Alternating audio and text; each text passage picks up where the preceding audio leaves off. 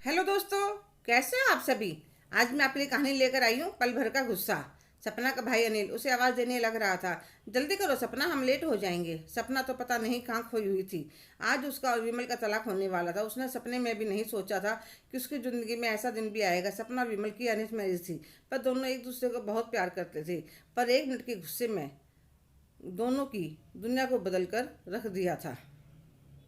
आज सपना पुरानी बातें याद करके अपने किए पर बहुत पछता रही थी।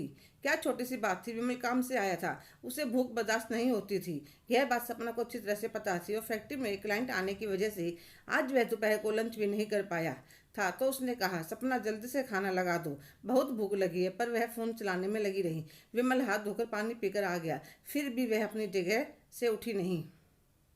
हमेशा शांत रहने वाला विमल एकदम से गुस्से से चिल्लाने लगा, क्या पूरा दिन फोन में लगी रहती हो। यह नहीं कि पति काम से आया उसे खाना पीना दे दूँ। इतनी ही देर में सपना के भाई का फ़ोन आ जाता है और वह रोने लगती कि तुम्हारे जीजाजी मेरे ऊपर चिल्ला रहे हैं। और फिर वह फ़ोन काट देती है और अपने कमरे में चली जाती है। विमल चाय बनाकर बिस्कुट खाने लगता है। दरवाजे की डोरबेल बजती है तो वह चाय का कप रखकर गेट खोलने जाता है। जैसे ही वह गेट खोलता है, सामने सपना का भाई अनिल खड़ा था और बिना कुछ पूछे विमल को जोर से धक्का देता है। विमल एकदम से नीचे गिर जाता है। अरे साले साहब, बात तो सुनिए। इतने में सपना कमरे से बाहर आ जाती है। उसका भाई हाथ पकड़कर उसे घर ले जाता है। कोई जरूरत नहीं है तुम्हें ऐसे गिरे हुए इंसान के साथ रहने की। एक बात तो सपना खुश हो जाती है, अब पता चलेगा विमल को मेरे ऊपर चिल्लाने का नतीजा।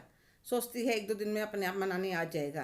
पर वह नहीं आया। उसके मन को बहुत ठेस पहुंची थी। उसने ऐसी क्या गलती करी थी, खाना ही तो मांगा था और अपने भाई को बुलाने और मायके जाने की क्या जरूरत थी।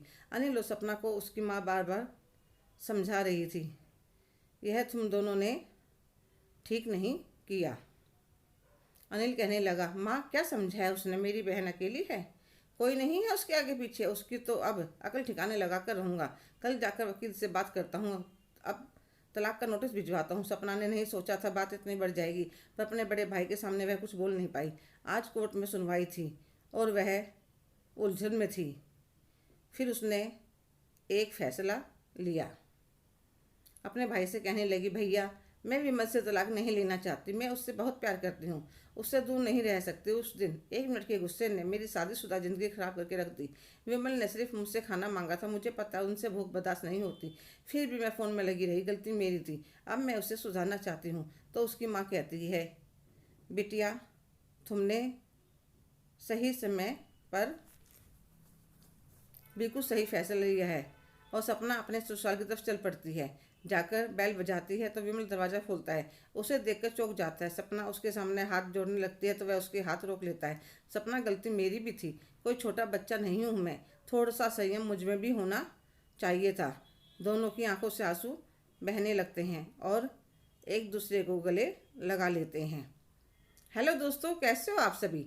आज की कहानी आपको कैसी लगी, कमेंट करके ज़रूर बताइएगा। अगर आप मेरे चैनल पर नए हैं तो प्लीज़ लाइक, शेयर, सब्सक्राइब करना ना भूलें। धन्यवाद।